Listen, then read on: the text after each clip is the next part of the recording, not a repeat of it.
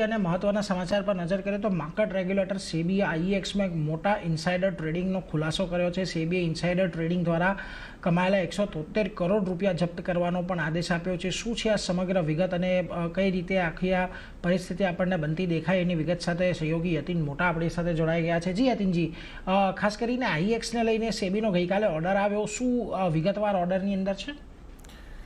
તો અગર આપણે વાત કરીએ તો ક્લિયરલી આઈએક્સના સ્ટોકમાં આપણે જોયું છે કે ઘણી વોલેટિલિટી હતી અને સીઆરસીએના આદેશ બાદ કાઉન્ટરમાં એક મોટો કડાકો થયો હતો।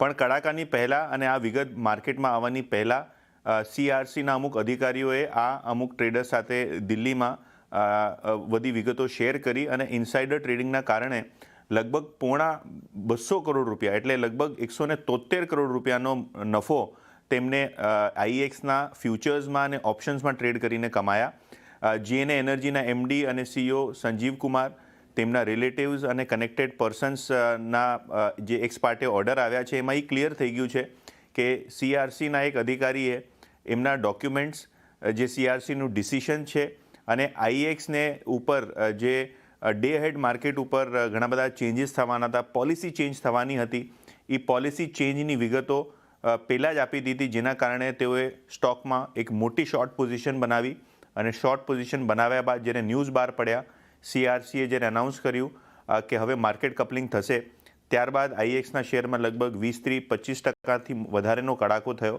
અને આ કડાકાનો ફાયદો, જેમ કે મેં પહેલાં જણાવ્યું, પોણા 200 કરોડ રૂપિયાની રકમ આ બધા લોકોએ કમાયા। ઓબ્વિયસલી આ એક્સ પાર્ટે ઓર્ડર છે, એના બાદ ઇન્ટરિમ અને ફાઇનલ ઓર્ડર આવશે, કારણ કે સેબીની હજી બી પડતાલ ચાલુ છે અને સર્ચ એન્ડ સીઝર ઓપરેશનમાં સેબીએ ઘણી બધી electronic evidence, phone call logs અને રિલેશનશિપ એક્સપોઝ કરી છે, જેની વિગતો અત્યારે ઓર્ડરમાં તેમણે નાખી છે।